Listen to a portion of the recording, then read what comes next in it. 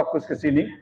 Kalau kita baca di dalam kitab-kitab yang bicara masalah fikih musibah, pemahaman tentang musibah itu apa dan bagaimana, akan kita dapatkan musibah yang melanda manusia, baik kepada pribadi maupun komunitas masyarakat, itu bisa jadi musibah itu adalah ujian keimanan.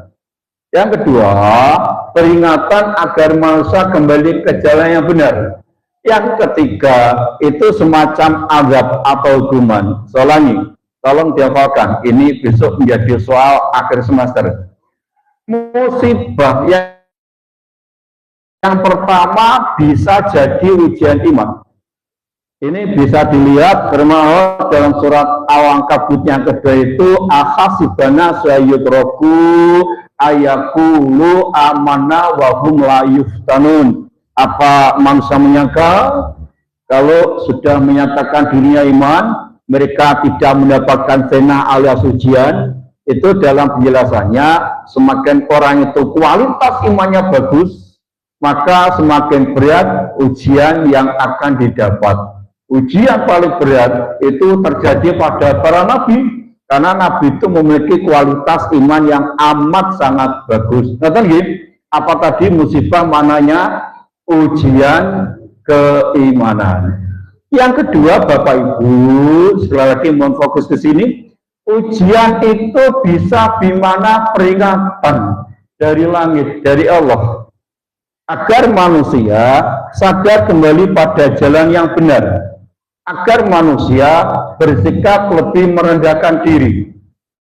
Saya sering membahasakan ibarat permainan sepak bola. Ketika ada pemain yang melakukan pelanggaran, maka wasit mengeluarkan kartu kuning. Itu peringatan agar pemain itu kembali bermain yang benar sesuai dengan aturan main.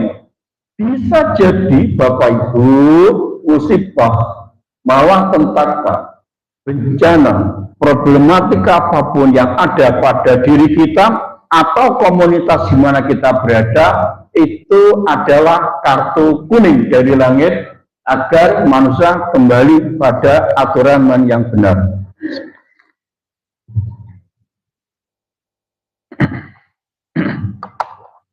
Mohon maaf saya agak batuk ya, ada tamu tidak diundang. Nanti jangan sedih kalau saya batuk-batuk ya. Anggap saja nostalgia ketika dulu di Masjidil Haram dan Masjid Nabawi ya. Itu kan suara batuk juga begitu rupa. Pak ini. Kembali ke sini. Ujian di mana kartu kuning? Ayatnya antara ini juga. Allah memberikan ujian pada manusia itu la'allahum yatabarra'un, agar mereka manusia bertabaruk. Yang sungguh berat, jikalau ujian malapetaka bencana itu sudah kelasnya kartu merah, semacam azab dari langit. Karena manusia sudah sulit untuk dibina, akhirnya dibinasakan. Terjadi begitu, Bapak Ibu. Wattaqu fitnata la tusibanna alladzina zalamu minkum khossah. Al-Anfal 24-25 bisa dikaji nanti.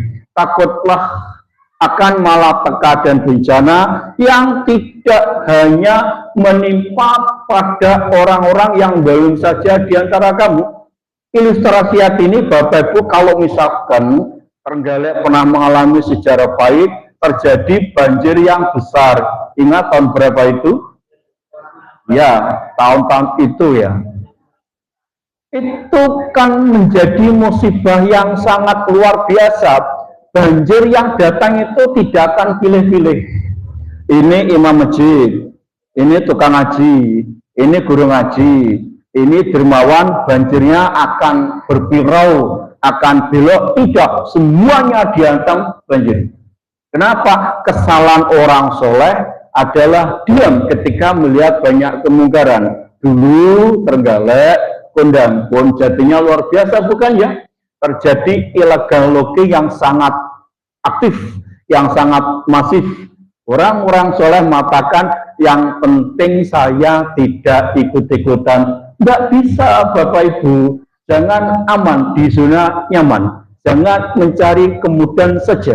Ketika ada kejahatan luar biasa, contoh adalah penebangan hutan, harus tandang, harus mencegah, harus melarang. Karena akibat dari hutan yang kemudian gundul, tidak dibarengi dengan reboisasi, kalau terjadi longsor atau banjir, maka semua akan mendapatkan musibah banjir. Kesalahan orang yang soleh tidak mengingatkan orang yang berbuat salah.